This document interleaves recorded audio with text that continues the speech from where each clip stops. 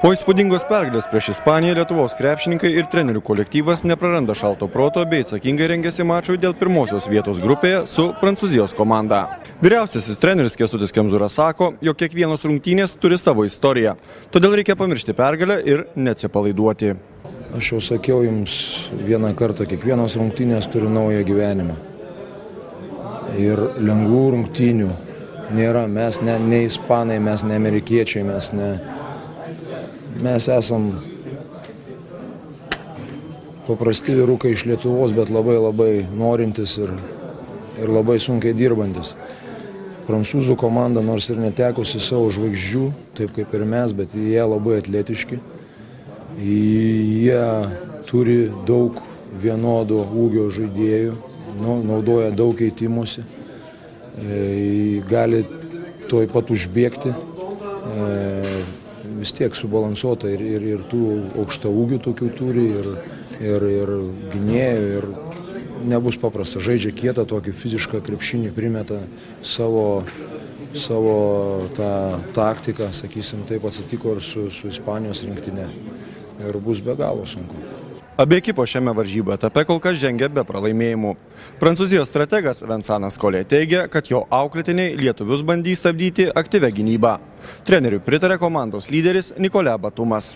Can you just talk about the key points of stopping Lithuania's game? It's going to be a tough game. We're going to play for the first place of the group, and we want to win this game. And if we play 40 minutes, not like tonight, but if we play 40 minutes, we can do something great. And that's only thing in my mind is to win the last two games.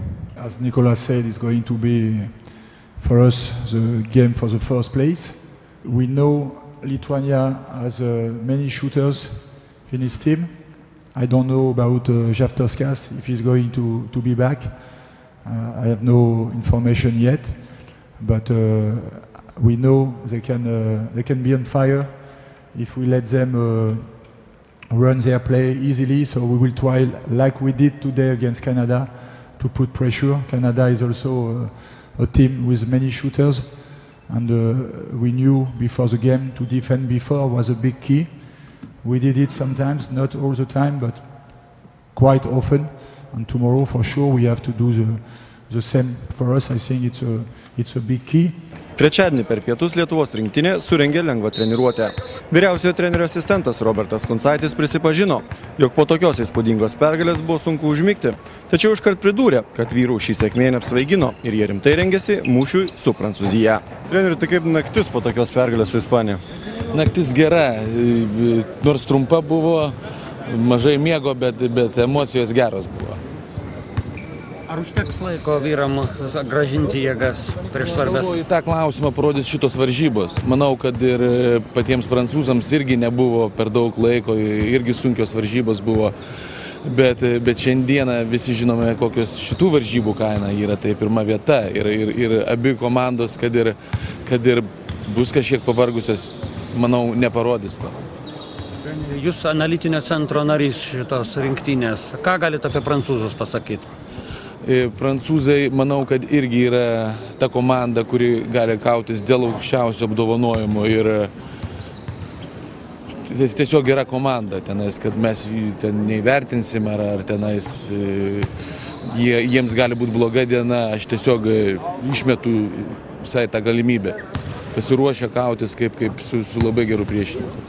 Po šios pergalės mūsiškė Lietuvos rinktinė, kažkas pasikeitė komandoje dabar, daugiau pasitikėjimo atsirado, jūsų nuomone?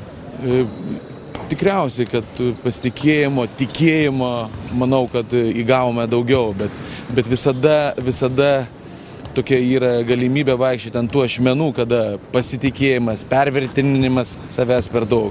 Va čia to mes bijom, bet šiaip tikrai vakar po tos gražios pergalės buvo geri šūkiai iš Linos Kleizos, kad mes dar blogai žaidžiam, mes turim geriau žaisti, mes turim kovoti dėl kiekvienos pergalės. Kaip treneris dainavot krepšininkams dainą savo? Dainas, patikėk, dar toli gražu.